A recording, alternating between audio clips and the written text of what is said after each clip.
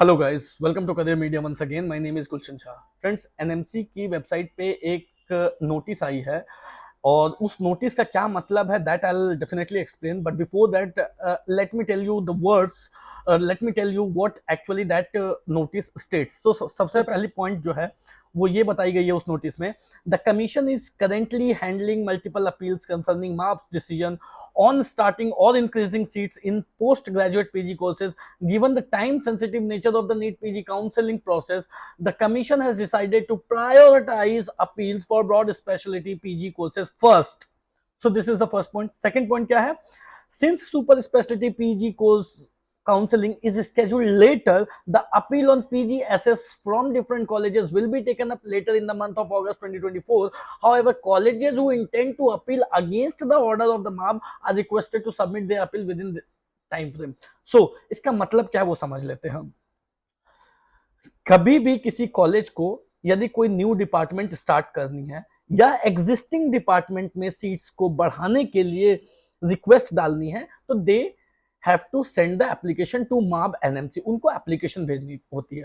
For example, मेरी एक कोई कॉलेज है। Now I have two department in that. वो मान लेते हैं ऑर्थो डिपार्टमेंट है और जनरल मेडिसिन डिपार्टमेंट है। नाउ मेरी जनरल मेडिसिन जो डिपार्टमेंट है उसमें 5 सीटें, आई हैव 5 सीटें in seats in my general medicine department. Now I want to request for increment of seat in existing department which is general medicine. मैं उस seat को बढ़ाना चाहता हूं। So what I will do, I will send application to NMC MAB that okay, I have 5 seats currently in my general medicine. I have this many reasons. ये मेरे reasons है for which I want to increase the seat from 5 to 10 for 2024 session. Right, ये एक application हुई।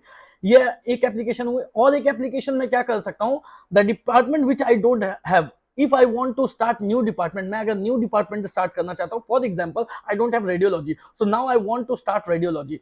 सो what I will do, I will send a separate application to MARB mentioning the reason कि मेरे पास I have this many faculty members, I have this infrastructure and I want to start the department radiology in my college. So this is the second application which I have sent to MAB. So मेरे end से, मेरे college से 2 application MAB को गए। Now MAB has to decide whether in seats के लिए जो request की गई है मेरे कॉलेजेस के लिए जनरल मेडिसिन की सीट्स बढ़ाने के लिए और रेडियोलॉजी डिपार्टमेंट जो मेरे कॉलेज में नहीं है उसे स्टार्ट करने के लिए, वो उनके लिए उनको अप्रूवल दी जाएगी या नहीं जाएगी। So what they will do, they will go through the site, they will go through the infrastructure, they will check each and everything. Patient load कितनी है, faculty members कितने हैं, administration कैसी है, वो site check करेंगे, everything they will check. Whatever they have their criteria, they will go through all the criteria and they will check whether the person, whether the college is eligible for the request or not. उसके लिए eligible है या नहीं है। Now 2-3 चीजें हो सकती है। अगर डिपार्टमेंट मेरे में नहीं है but I have well equipped infrastructure, faculty member सभी हैं मेरे पास, पेशेंट लोड भी है मेरे पास, तो वो या तो मेरी जो रिक्वेस्ट है उसको एक्सेप्ट कर सकते हैं, या तो अगर वो क्राइटेरिया मैं फुलफिल नहीं कर रहा हूँ, मेरी कॉलेज फुलफिल नहीं कर रही, तो वो उसको रिजेक्ट कर सकते हैं।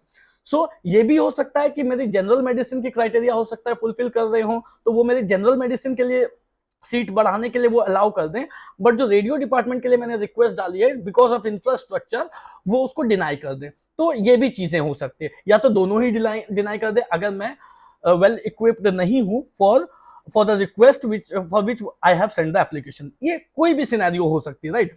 तो based on all these infrastructure और जो भी उनकी क्राइटेरिया उसके बेसिस पे they will communicate through the college through mail that what they have to do. उनको क्या करना है, उनको क्या करना है मींस दे विल सेंड, वो इवेल्युएट करेंगे and they will send there decision through mail to colleges. वो कॉलेजेस को मेल करेंगे that see this is the reason why we are rejecting your this application, but this is the reason why we are accepting this application. For example, अगर उन्हें general medicine के लिए मेरी seat बढ़ाने की request according to my criteria मैं fulfil कर रहा हूं, तो if they are ready to increase the seat तो वो मेंशन कर देंगे कि ओके ठीक है, अब we are ready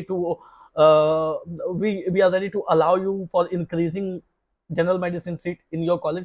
But if they see that the infrastructure for radiology department is not proper, in that case they will send me the rejection message through mail कि this is the reason why your radiology application is not been accepted. तो ये process होती है, right.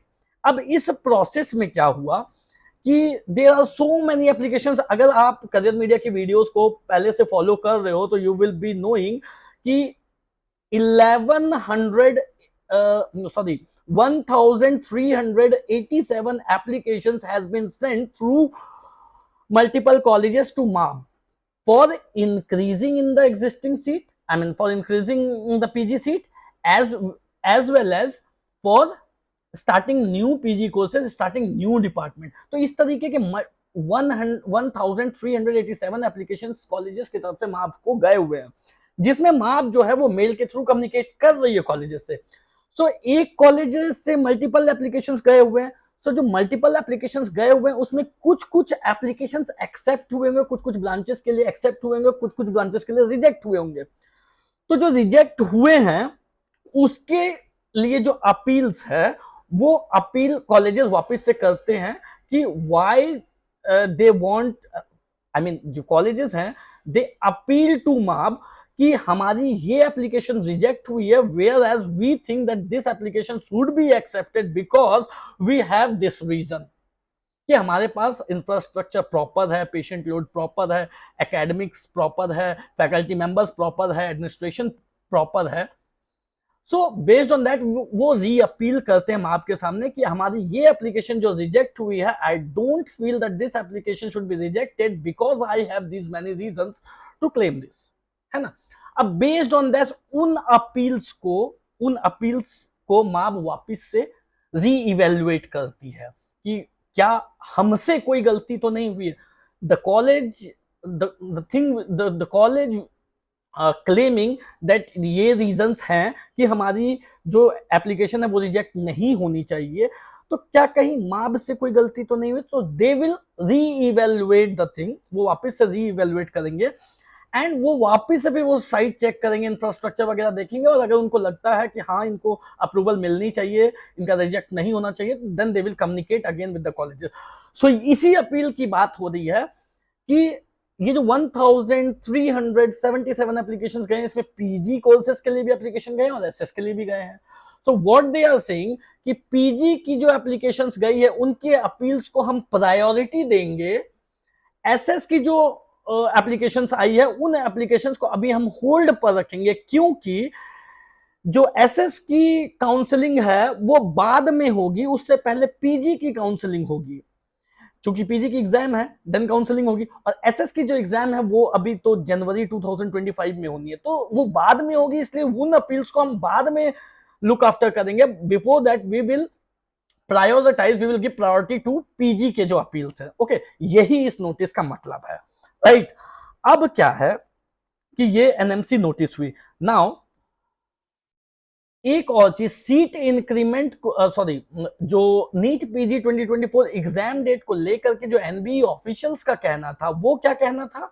वो कहना था कि by this weekend they will publish the schedule, they will release the date.